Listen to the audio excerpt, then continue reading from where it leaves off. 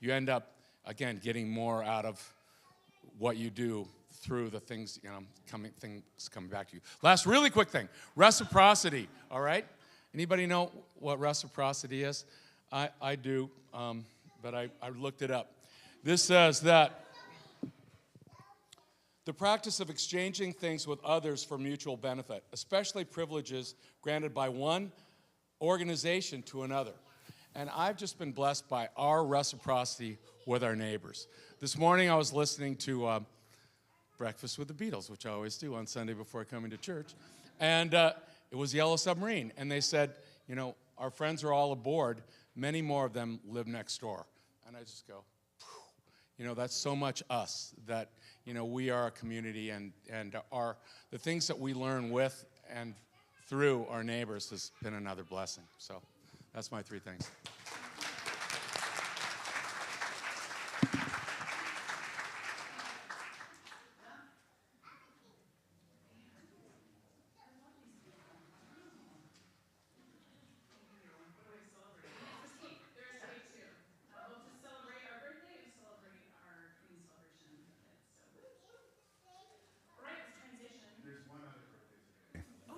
Someone kind of special to me. Simon is 9 today. Simon Marsh is 9.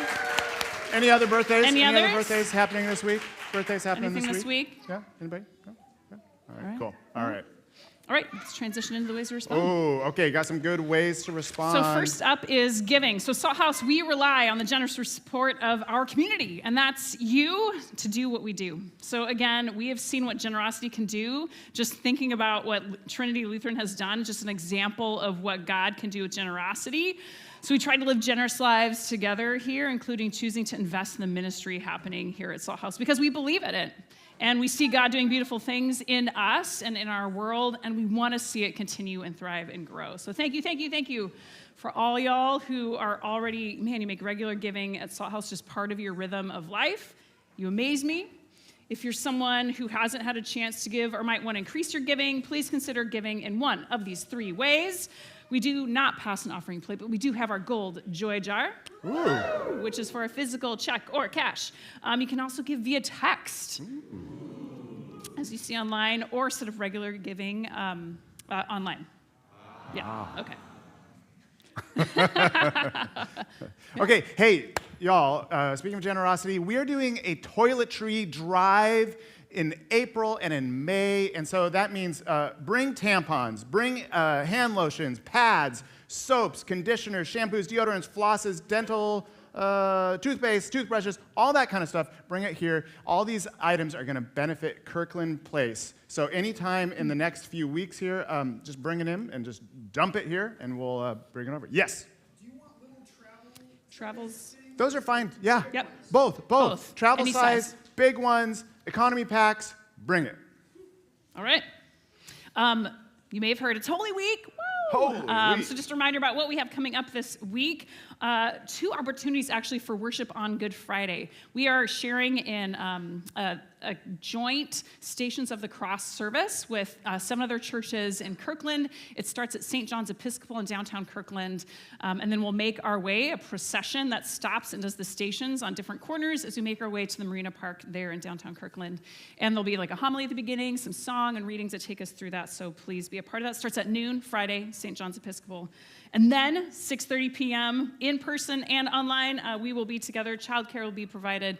Zach already said a bit about that. It's going to be a really interesting, meaningful, provocative time. So be there for death, because then comes resurrection. Yeah. Oh, sorry. You spoiled it. The next morning, resurrection morning here. You're going to want to be here for this big party, April 9th, 10 a.m. Listen, if you're kind of a regular here, or you hear my voice right now, will you park across the street at Lake Washington High School? And that's going to give room for others who maybe are coming for the first time, or have some mobility needs to park right here in this close area. That's the first thing. The second thing is stick around afterwards for an Easter egg hunt. Oh my gosh, did you see like the bucket loads of Easter eggs that we were gathering out here? We're going to hide all of these, and then all the kids are kids from the shelter, these kids are all going to go search for them right afterwards. So parents, bring a bag or a basket for your kids. And then you can leave the empties here too, okay? Indeed. It's also mini brunch today, so grab some food, grab some cake. Our women's group is meeting, I believe. Yeah. Indeed. So stick around. Any women or folks who identify as women, feel free to stay for that. Even if you've never been there, that's happening right after worship. So friends, we have shared an incredible Lenten journey together with these 12 steps. One left to go, I know. But we can't wait to let our journey reach its climax and resolution through Friday and Sunday as this Holy Week, again, we look deeply towards Jesus' final meal, his betrayal, his death and resurrection, all as a part of the deepest, truest, honest story that guides our lives. It's going to be good. Would you please rise as you're able?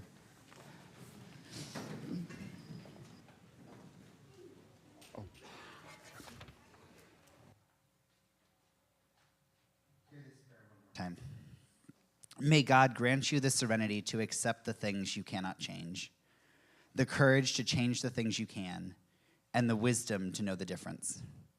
Living one day at a time, enjoying one moment at a time, taking the world as it is, not as you would have it. Trusting that God will make all things right if you surrender to God's will, so that you may be reasonably happy in this life and supremely happy with God forever in the next. Now go in peace to be salt and light in the world.